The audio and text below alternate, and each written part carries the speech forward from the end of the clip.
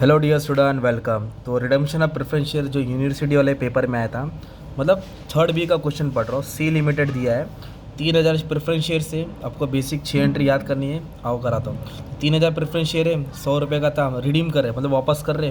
Premium बोला 10% और फिर आधा क्वेश्चन पीछे, तो पेज इधर से पलटना पड़ेगा। फिर कंपनी ने बंदोबस्त किया, इक्विटी शेयर बेचा, डिबेंचर बेचा, पूरा शेयर सब्सक्राइब हो गया और पेमेंट भी ड्यूली मिल गया। कंपनी के पास झोली में बहुत पैसा है, पास करो एंट्री।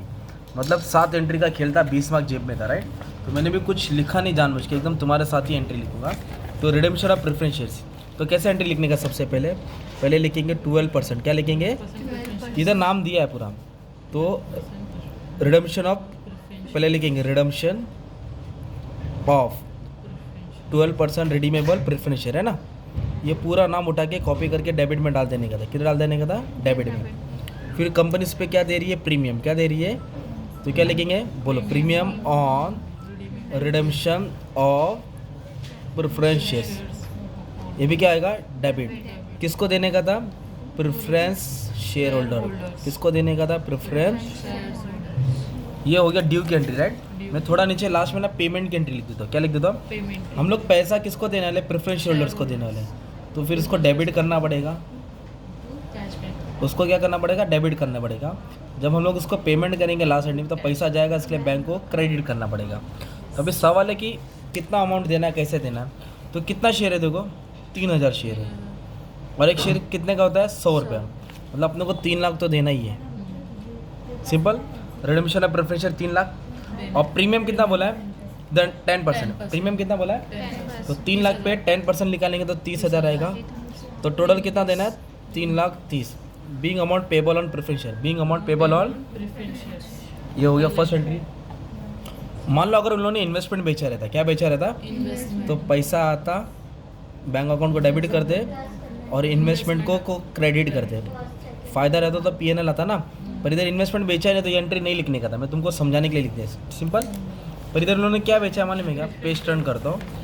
इक्विटी शेयर्स बेचा। क्या बेचा? एक सेकेंड। 25,000 शेयर बेचा 10 का पार, मतलब जितना है उतने में।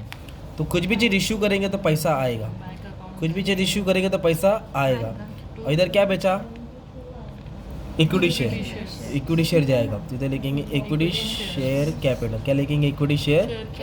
तो कितना शेयर बेचा? 25,000। और एक शेयर कितने का था? 10 का।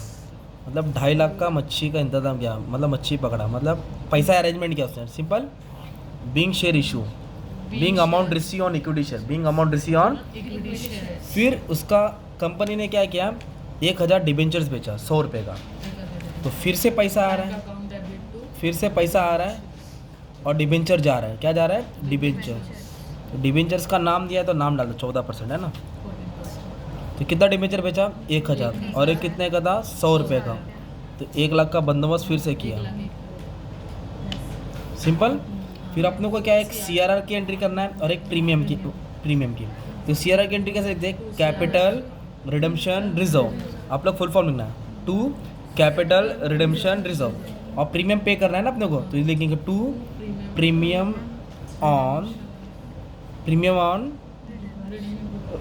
On redemption of preference share. ये प्रीमियम की एंट्री, राइट। तो अभी कितना घर से उठाना है और कितना प्रीमियम देना है और कैसे देना है, तो अपने को क्या याद रखने का? सीआरआर। तो सीआरआर का मतलब होता है घर की तिजोरी। तो इधर क्या बोला है? सफिशिएंट प्रॉफिट, मतलब दे हैव अनलिमिटेड प्रॉफिट, बहुत पैसा है। तो अपने का मेन मुद्दा क्या? Nominal value preference share. तो प्रेफरेंस शेयर कितना देने का था? 3 लाख। अपने को प्रेफरेंस शेयर का 3 लाख देने का था, माइनस फ्रेश इक्विटी इशू। तो इक्विटी से कितना रुपये अरेंज किया अपने? 2.5 लाख।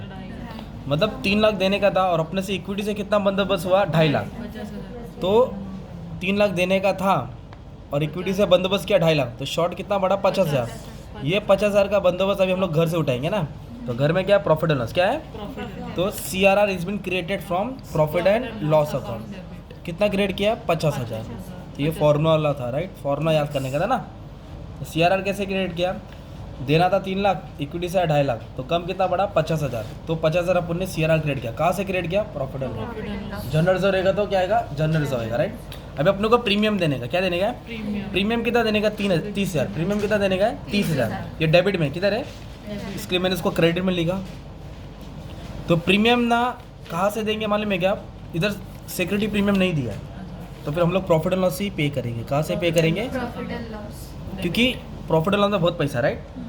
तो हमने क्या किया, 3 लाख का भी टेंशन ख़त्म कर दिया CRR से, 30,000 का भी प्रीमियम दे दिया, फिर 3 लाख 30 पेमेंट करने का ना, तो पेमेंट की एंट्री डाल देंगे ना, 3,30,000, 3,30,000, ये प्रेफरेंस होल्डर को पेमेंट कर दिया। इस तरह तुम्हारा सम क्या हो गया, सॉल्व हो गया, राइट?